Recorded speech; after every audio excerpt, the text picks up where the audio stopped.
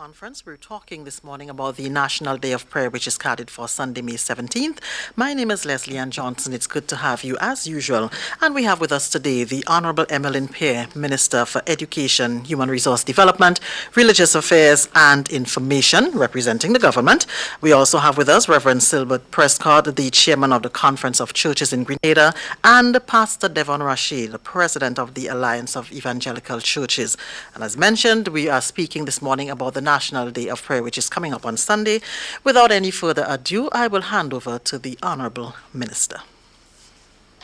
Thank you very much, Leslie, and let me say a very warm good morning to all of our viewers and listeners to this live press conference. I want to begin this morning by extending special commendation to all of our religious leaders. Firstly, for covering this nation in prayers, for finding what I would say very creative ways to engage all of their membership during this period, and of course, persons within our nation. I want to especially recognize and commend the prayer warriors in our nation as well, those that may not be leaders in the various congregations, but who have been covering our nation in prayers. Some people may not necessarily ascribe to this belief, but I firmly believe that in times like this, it's a combination of both physical and spiritual that is needed to get the required results that we look for. And so prayers for our nation is extremely important at this time. To the members of our various churches who have been very patient in terms of observing all of the regulations, observing all of the rules that have been put forward by the government of Grenada, by the COVID committee. I want to express gratitude and appreciation to you for your patience and for your support. Some weeks ago, the Prime Minister of Grenada, Dr. the Right Honorable Keith Mitchell, extended a call to the Alliance of Evangelical Churches and the Conference of Churches to work together with the government to ensure that we have a day that is set aside for prayers. And so I want to express also commendation and thanks to the Alliance of Evangelical Churches and, of course, the Grenada Conference of Churches for the way that they have been able to work together to make this a reality. We have also been in consultation with those two organizations as it relates to the reopening of churches, and we may give some additional information on this. So I want to conclude these opening comments by saying this Sunday has been designated, and I do want to appeal to all members of the Grenadian public, those in the diaspora, appeal to all persons in the media to set aside time on Sunday for a national day of prayer. And so I give our religious ministers here the opportunity to go into all of the details that relates to Sunday.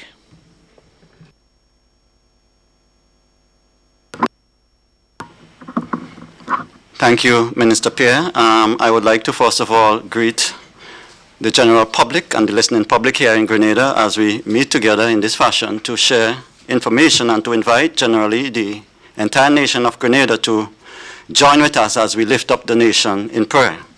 I want to also underscore the words expressed by the Honorable Minister as it relates to the following the protocols and so on about the COVID-19, which is affecting each and every one of us, and we have seen the effects of it worldwide as we continue to follow the news. The Conference of Churches have always been committed to the task of making a difference in the nation of Grenada.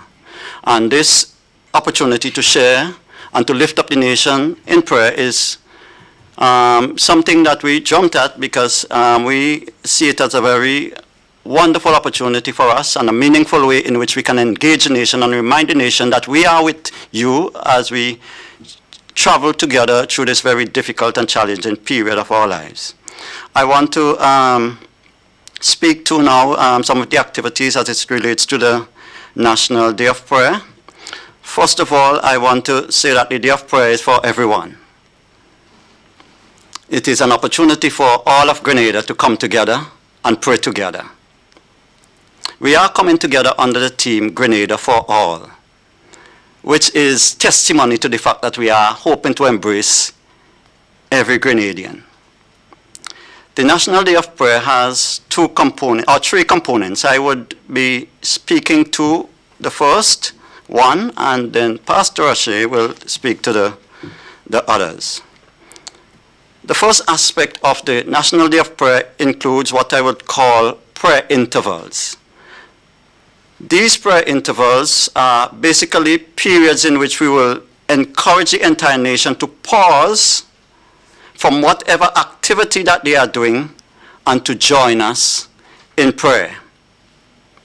These prayer intervals will follow a simple pattern occurring every 3 hours. That is, beginning at 6 a.m., and then at 9 a.m., and then at 12 a.m., and it will continue throughout the day until 6 p.m. on the 17th of May.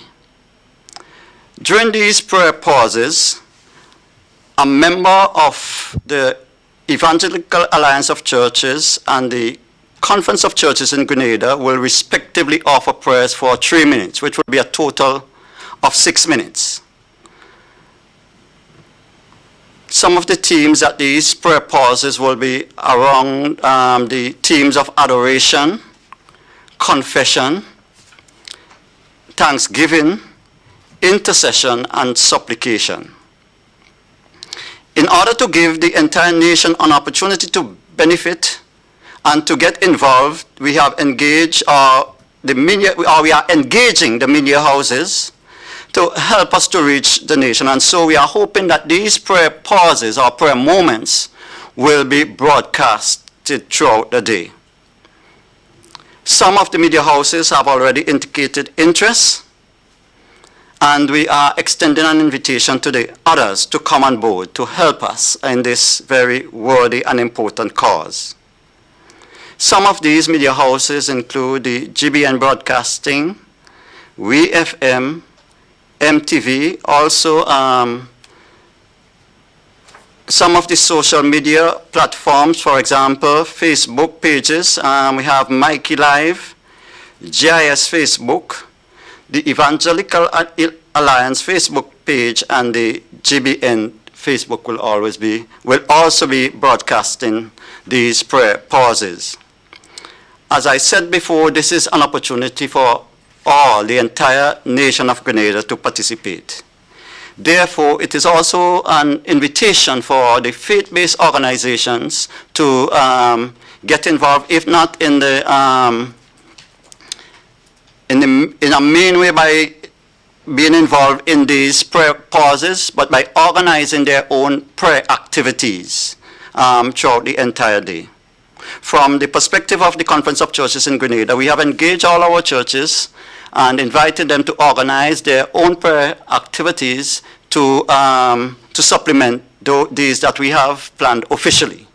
And so I am just extending an invitation to all of the other faith-based organizations to do the same. For now, I think this is where I would pause. Thank you, Pastor Devon Rashi. The floor is yours. Good day. It's really a pleasure to be here and to be able to engage in this press conference. I believe that this marks a historical moment for our country, and it is one of the greatest spots when we are able to unite as a nation to come together, especially for such a high cause as prayer. On behalf of the Alliance of Evangelical Churches, we would like to express our gratitude to government for seeing the need to call for prayer at this time, and I think we ought not to take that for granted. We see in the Word of God how important it is when your leaders recognize the lordship of God and the need for His divine intervention in the affairs of men. And so we are delighted to be able to be part of this. We are delighted to be able to join together with the Conference of Churches, with government and other faith-based groups in order to do this. The Alliance certainly have been engaged in many responses in light of COVID-19. And this is just one addition to what we have been doing. I know that many persons have followed a lot of the initiatives that we have been doing. Our members have always wanted to see a National Day of Prayer. And in fact, prior to this, we were in discussion with government to have some type of National Day of Prayer. And so we want this to be clear that prayer have always been valued, and a lot of prayer has already gone up in light of COVID-19 and also in light of other situations. I know many churches have had their own prayer initiative. The Alliance certainly joined with evangelical alliances globally sometime in March to observe a global day of prayer, in which we had called on the nation to pray.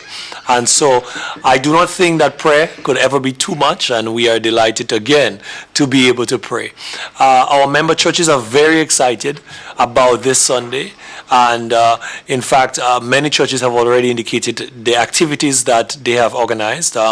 As we'll appreciate, many of our member churches have been utilizing the social media platforms, Zoom primarily on Facebook, and a lot of these activities will be around that area, right? The pastors of the Alliance of Evangelical Churches will also be engaged in prayer via our Facebook page on Sunday morning at 6 o'clock. But in light of the activities for the National Day of Prayer, Reverend Prescott highlighted the times of prayer alerts that will be taking place, and we're looking forward to this. But we have other activities that we are encouraging and inviting the nation to join us for as part of this National Day of Prayer.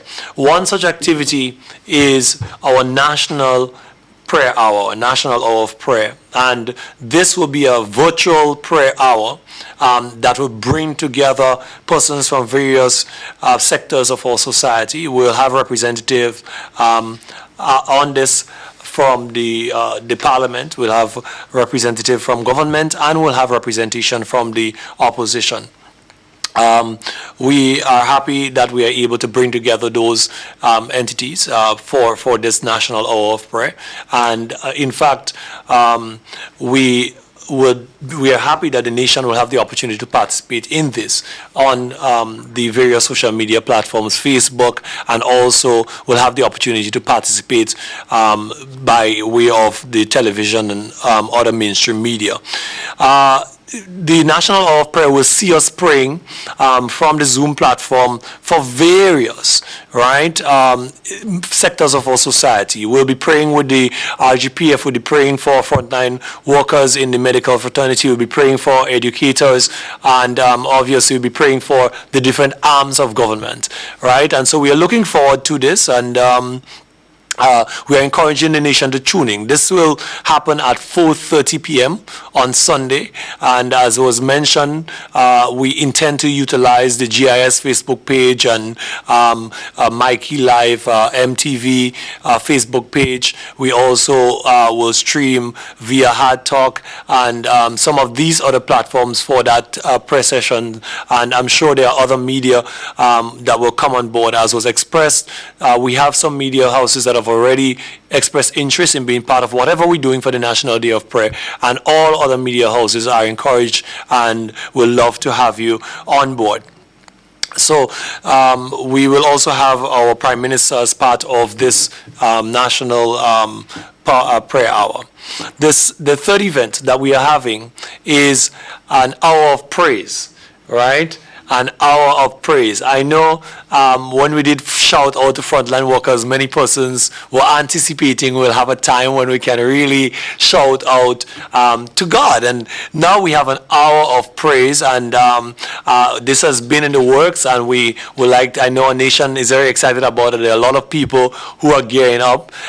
We are appealing though that during that hour, persons will do that within the confines of their homes and their spaces, your yard space and your homes. We are not advocating that you go out on the streets and so forth. So we are encouraging that we observe the protocol. There is no distance in praise, yes? So you are able to stay within the confines of your home and in whatever creative ways to lift your praise and thanksgiving to God. I know that we are creative people, we are an expressive people, and certainly during that hour you'll be able to do this. And this will happen from 6 p.m. to 7 p.m., right? We'll have this hour of praise when you are really able to lift up praise and thanksgiving unto God. So we're encouraging all sectors, all family, get your posse, your crew, and everybody, and set aside the time to lift up praise. You and your household within the confines of your home to do this. I know many church leaders are planning to also do things from their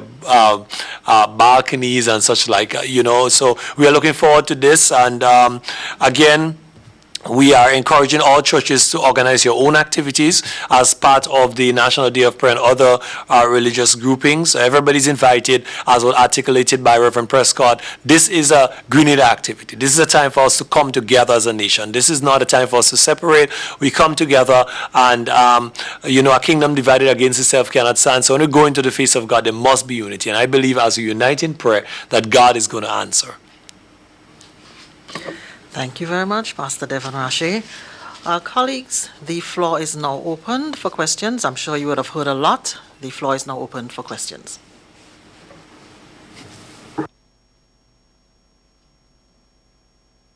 Right, while we are with our colleagues, Minister, maybe I can ask you, how important is, in this COVID era, how important is the work of the church and the relationship that the church has with the public in ensuring that we maintain some sort of, if I could use the word, sanity? Extremely important, Leslie, and as you know, this is a very stressful time for many people, and not just many people, of all ages. So children are affected by this, adults are affected by this, or seniors. And so I know many of our churches have been providing counseling support, have been encouraging people. I mean, even publicly, they have been doing that. But what I think is beautiful about this period is that our churches, most of them have been able to find ways to continue their regular activities. So I can speak specific to many of our churches with weekday activities, so different groups meeting, and they've been doing so virtually, and I am certain having as much fun and, giving as much adoration and praise and worship to God as they have done. The only difference is that you're not in one physical space. So I think many of our people out there have been able to survive this period because of the prayers and the support that our churches have been providing. And I'm just thinking, what would it be like if for 1 month and a half you just would not be able to make any spiritual connection with anybody? I mean, I'm sure we would have had far more negative effects coming out of this. So let us not underestimate what our churches have done. And again, I really want to commend them. I have seen persons on Zoom, on different, they've even gone as far as having concerts online, press services online. And I really want to commend our churches because this is so important for our nation. And we ought not to underestimate what they have done. Thank you. Good morning, Linda Straker. You have questions? Morning all. My question, I have a number of questions, but I'm going to start with, in listening, the day is Sunday. I know we do have persons who worship on a Saturday. Are they left out of the equation? Were they not part of the discussion? So can you shed some light as to why it is not happening also on a Saturday? And my second question has to do with, are there discussions now taking place with regard to reopening of churches formally? And what kind of protocols are being discussed as consideration are taken to open up churches for worship on particular days? Thank you for now. So I'm sure Reverend Prescott would want to add to that, but I would just start with the second question to say that consultation has been taking place over the past week. We are now on what is called the final draft of the protocols, and I believe between tomorrow and Monday, those protocols will be announced, and we will be basically speaking to the reopening of churches, which I anticipate would be within another week or so. Added to that, I just want to say personally, I had conversation with the Adventist leadership, and I'm sure Reverend Prescott would add from their end what was done. I personally reached out, and they were quite comfortable with that day because of the current situation, we were already remotely at home and everybody would be at home on Sunday, and we decided that this was quite fine in the current situation. Had it been normal times, of course, we normally make accommodation of Saturday and Sunday, but because of the current situation, we all agreed that Sunday was suitable. Just to add to what Minister Pierre has already said, the Seventh-day Adventist is what we would call, they have a place on the Conference of Churches as permanent observers. And so many of the activities that have been organized by the Conference of Churches have been also, we have been shared with the Seventh-day Adventists. And so in our planning for this Day of Prayer, we really engage the Adventists, and they are quite willing, and as a matter of fact, they would be sharing in our prayer activity on the 17th.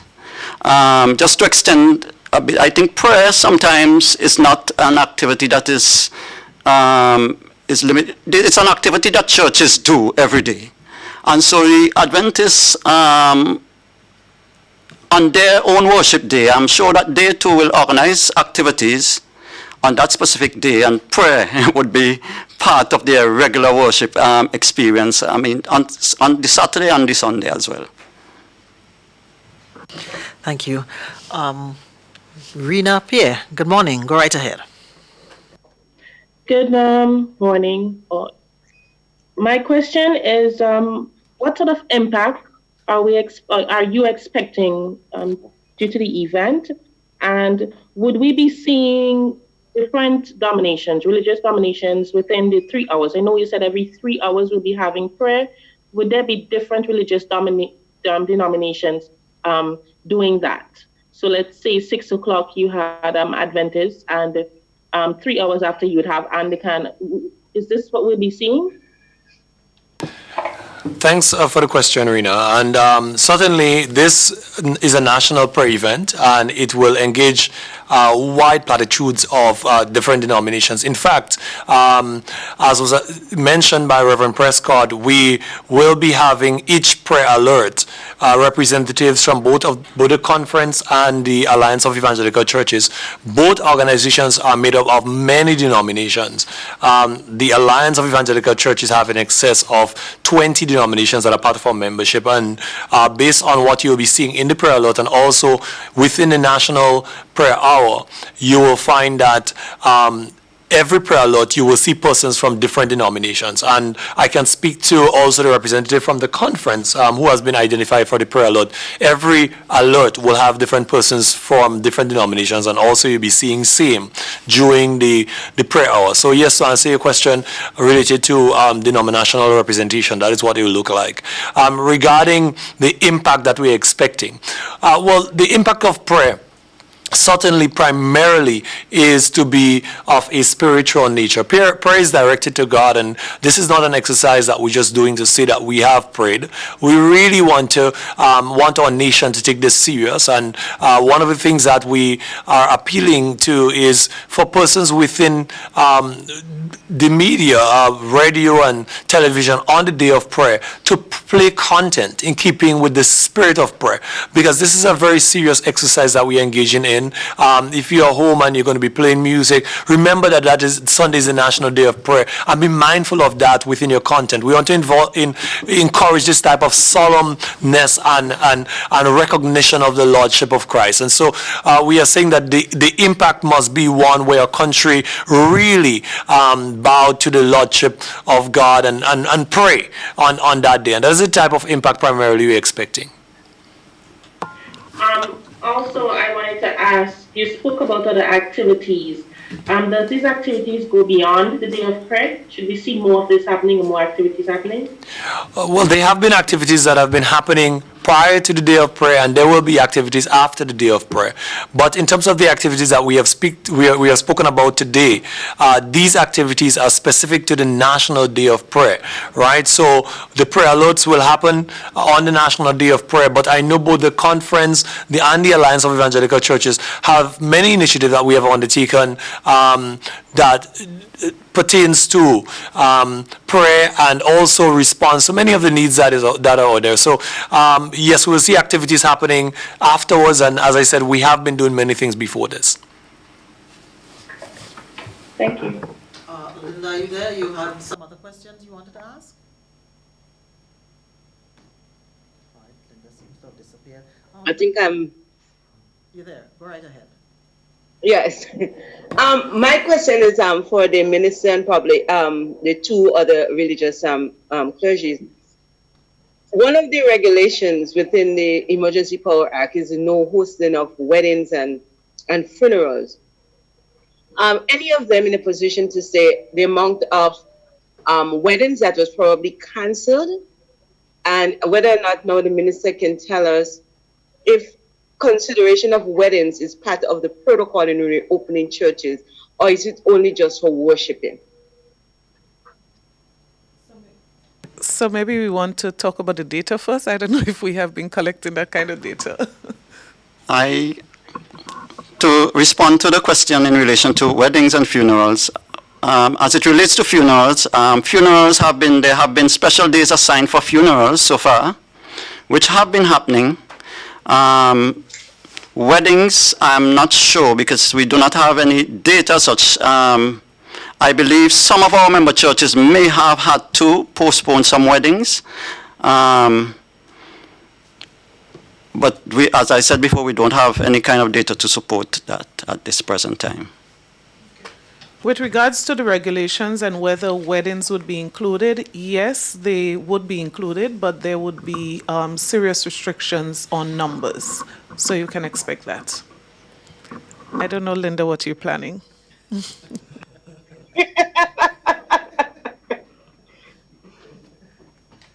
All right. You have another question, Linda?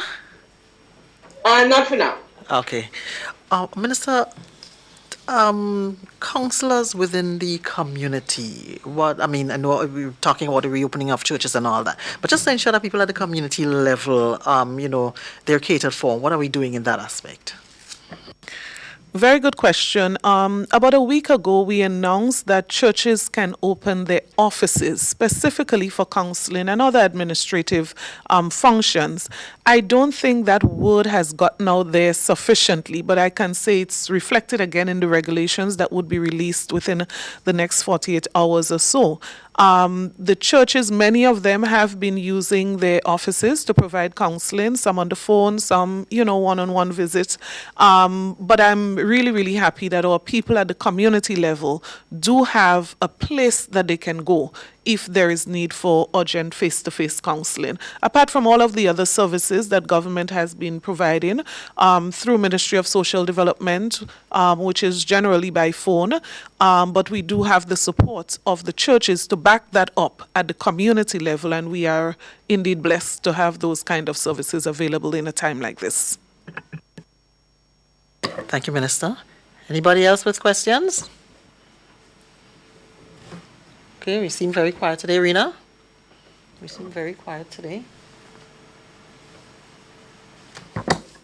Rena, are you indicating that you have a question?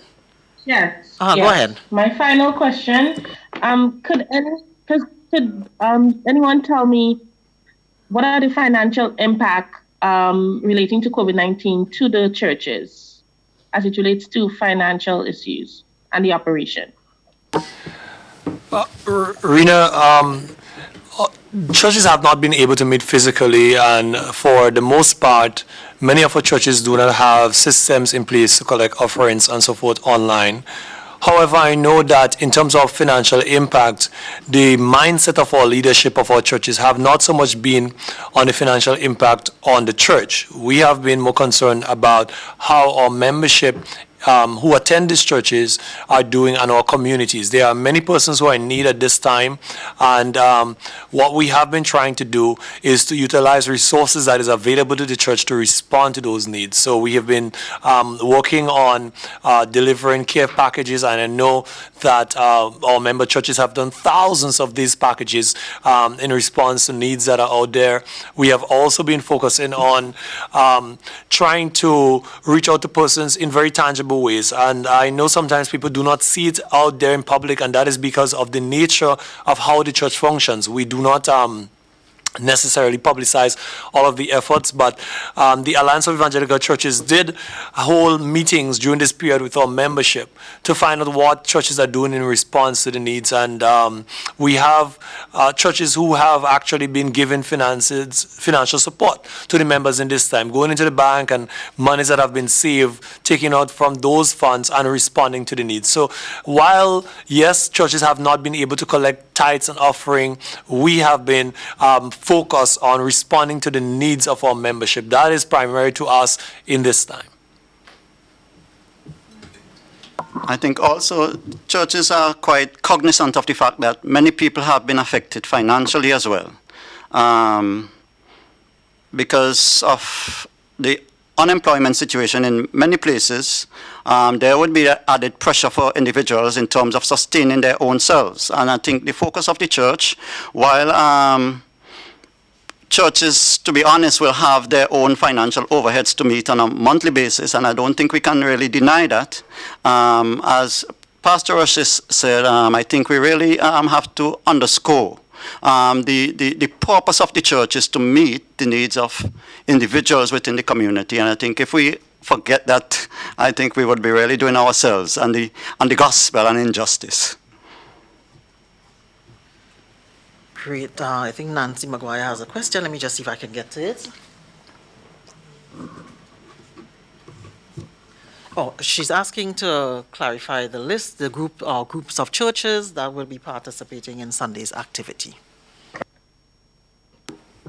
Sunday's activity is a national activity, and as far as we are aware, all churches within the state of Grenada are invited to participate, and not just churches, but all religious groupings are invited to be part of this. And so this is a national event, and so this is for everyone without exception, without exemptions.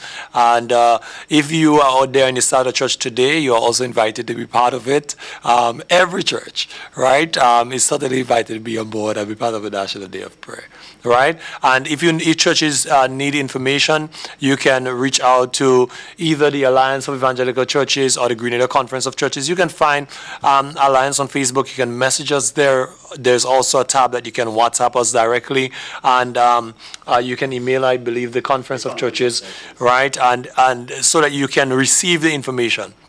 But emailing us or contacting us is not even a pre-requirement. We just, if you wish for additional information, we would love to share that with you. But certainly, everybody is invited. And let me just say this. I know that we cannot gather physically, but if you within your homes, right, you can be part of that on the social media platforms, and you bring your family together. You know, Sunday is National Day of Prayer. Even if you usually do not attend a particular church online at this time, right, pull your family together and say, let us pray for the nation. It is our National Day of Prayer. Let your children be aware that our nation is praying, right? And so this is a national thing. When we look into the Bible and nations go into prayer, it is important that everybody is involved. And I think it is commendable that on Sunday, as part of this, we are going to have the Prime Minister and other members of Parliament and the opposition and so forth involved in this National Day of Prayer to show the type of national unity that we are promoting in this time. I know some churches have youth groups, youth leaders. Any one of them would be representing like the youth community on Sunday? Well, our youth has been very active in this time.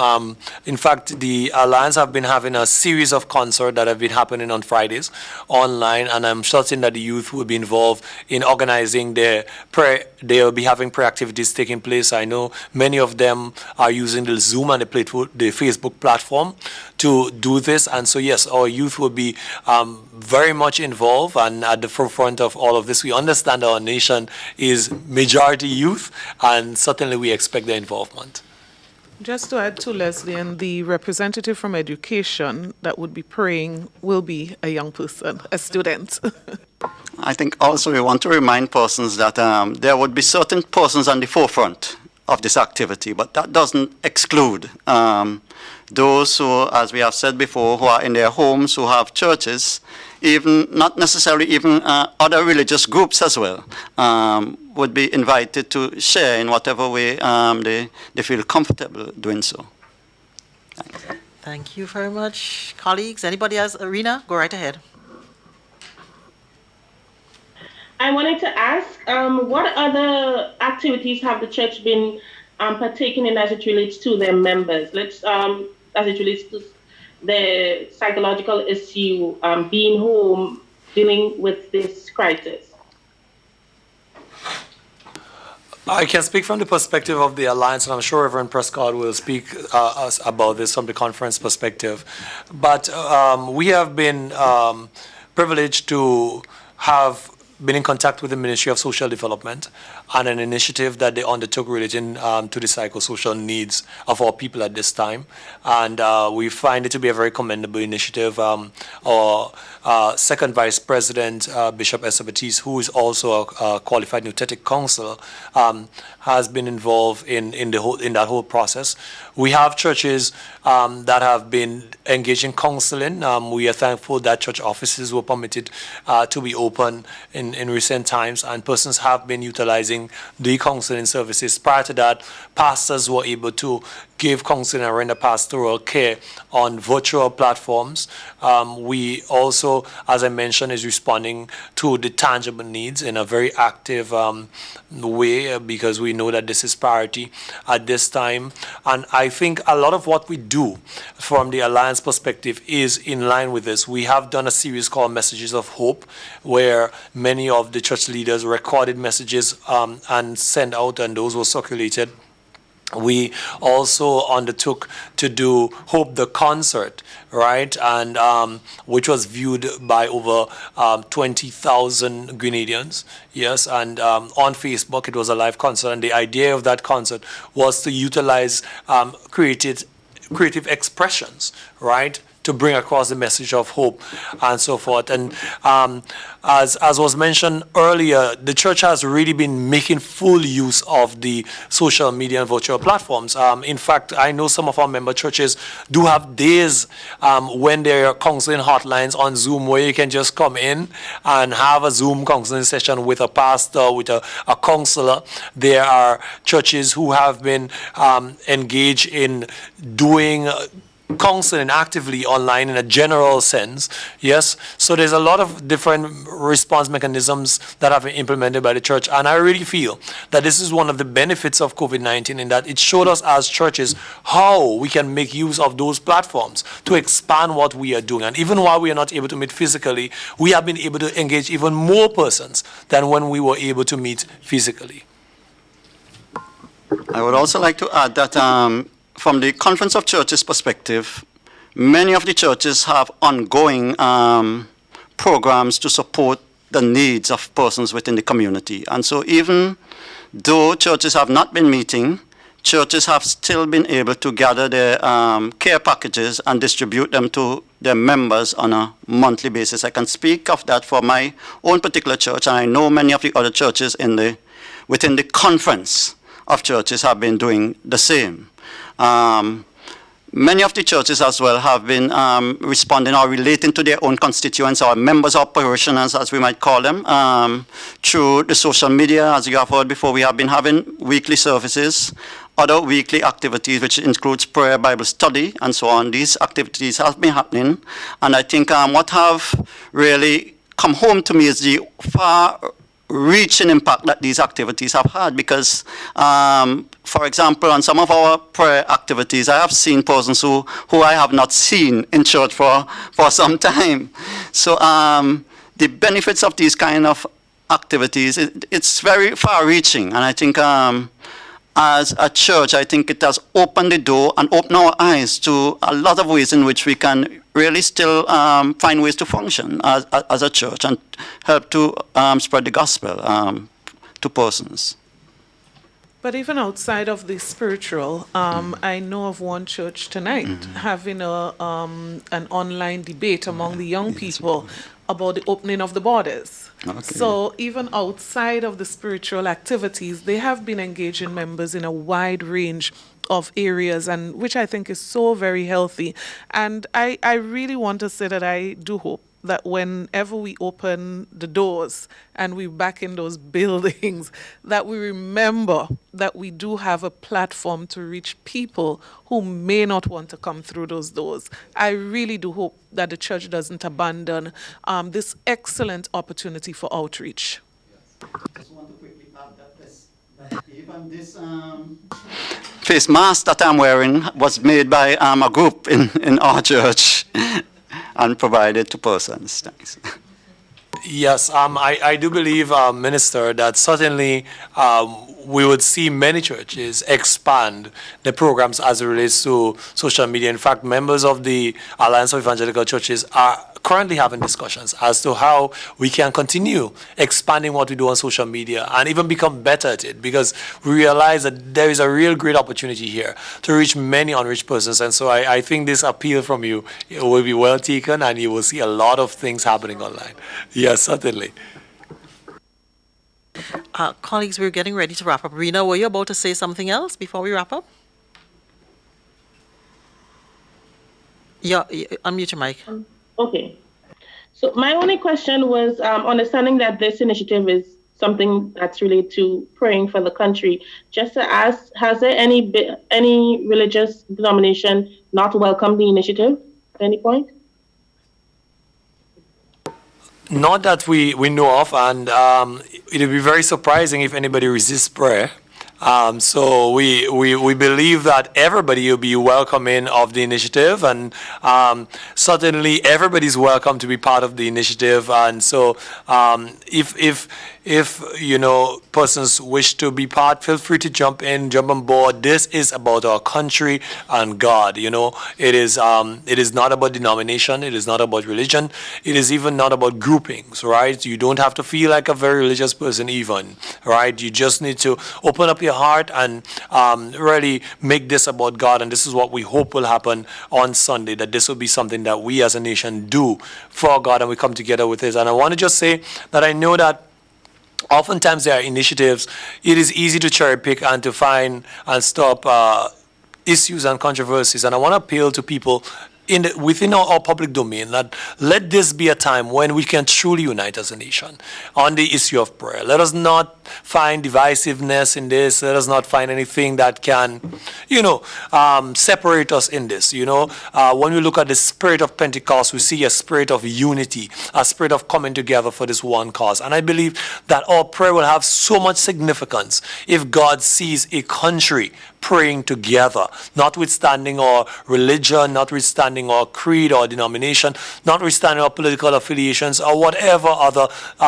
differences that we may have. We put aside all of this on Sunday and we go to God as a nation, to pray to God as a nation. Thank you, colleagues. That's it. All right. I think we have exhausted all our questions. You have a comment you want to make? All right, so I'll give you the opportunity, Minister, and hello, gentlemen, if you'll have any parting words that you'll want to say. Minister, we'll start with you. So I want to close as I started by commending and expressing sincerest appreciation to the leaders of our various churches and all of those who have been praying and covering this nation. I'm convinced without a shadow of a doubt that those prayers were heard and those prayers were answered. We still need those prayers because we have not come to the end of this. We are still going through very uncertain times, very difficult times, and we need every support that we can receive from our spiritual leaders of this nation. I want to also appeal to the media.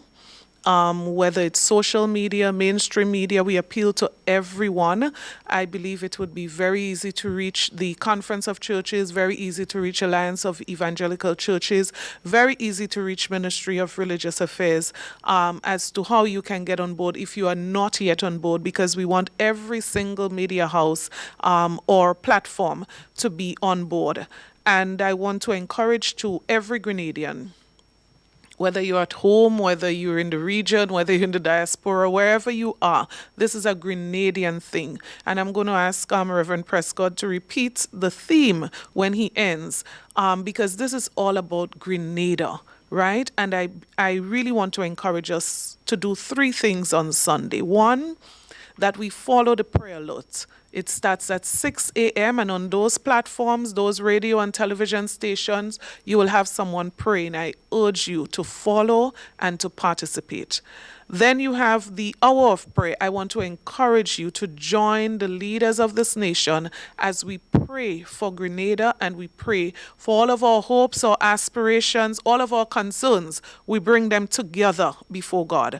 And of course, that hour of praise unto God be all glory, honor, and praise on Sunday. Thank you. I want to close by underscoring the commitment of the Conference of Churches in Grenada to the cause of Grenada.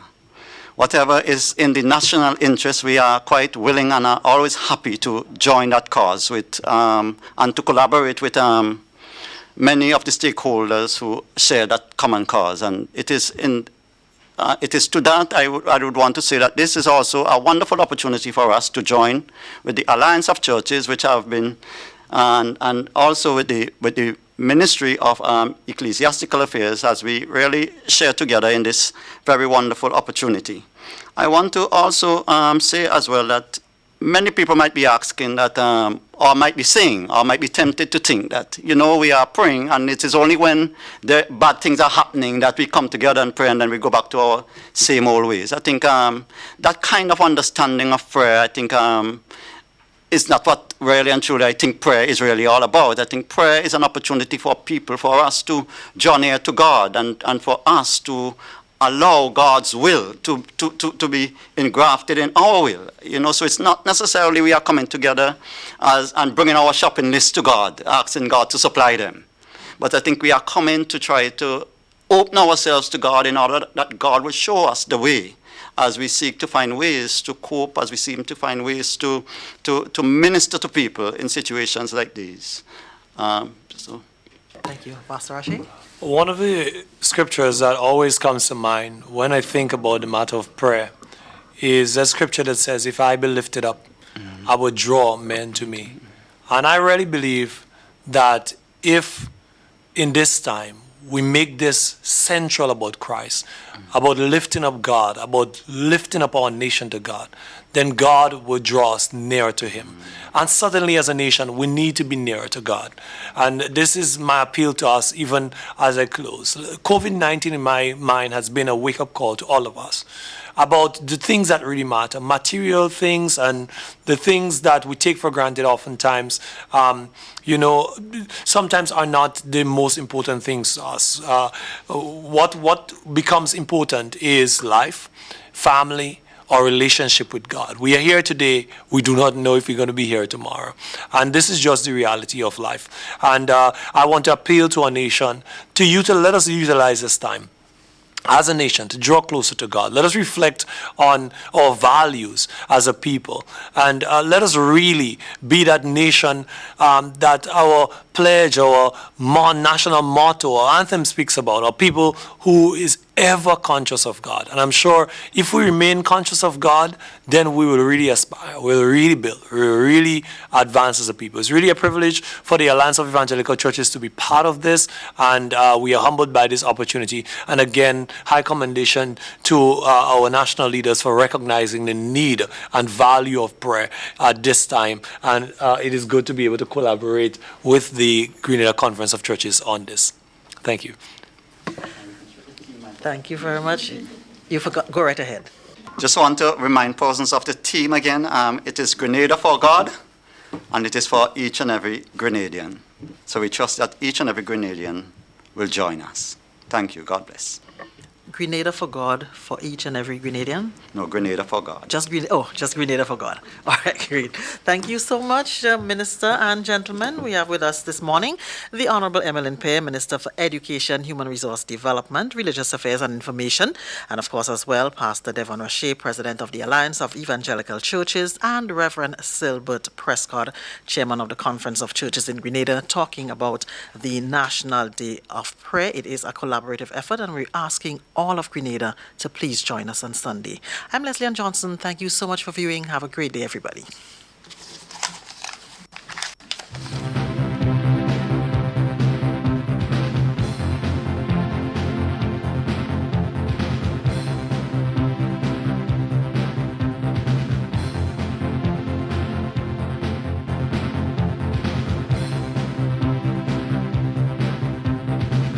The following is an address by Honorable Nicholas Steele, Minister for Health, in observance of International Nurses Day. Fellow Grenadians, I wish to express gratitude to all our frontline workers who have proven themselves beyond valuable and heroic during this COVID-19 pandemic. Someone once said that the care and compassion of nurses are more effective and valuable than the medication prescribed by physicians. Today, I wish to salute that particular group of unsung heroes of the healthcare industry who work in the trenches daily to ensure that we are all protected. To our nurses, yours is a calling that you exercise with true sacrifice, grit, and compassion. And every one of us has been touched by it in one way or another throughout our lives, maybe never more than now. You have the enormous personal responsibility of caring for us, while at the same time preserving our dignity. And you do so in spite of your own personal emotional turmoils or challenges. In this public health crisis, we know that you confront fear and uncertainty daily, but you still manage to work with a smile and with diligence and grace. We do not hear your complaints, although we are certain that you have them. We do not see your tears, but we imagine that they are there. What we hear instead are your tireless footsteps up and down the halls of our health facilities, your steady steps as you walk alongside our loved ones, caring for them, and your soothing words as you bring comfort to the sick and hope to the hopeless. What we see are your capable, steady hands and your absolutely unwavering dedication to your craft and to your patients in their toughest moments. In those moments, always be mindful that we all see you, we appreciate you, and we value you. In return, we will continue to work on your behalf to ensure that you are safe, that you are protected, and that your work conditions improve. We are a long way from making it optimal, but we hope that each step we take demonstrates how committed we are to giving back to you a little of what you give us daily. We are exceedingly grateful for your kindness, than the kindness that you show and the service you deliver. But even more than that, we are grateful for your humanity. Happy International Nurses Day to you all. May God bless you. Thank you. The proceeding was an address by Honorable Nicholas Steele, Minister for Health, in observance of International Nurses Day.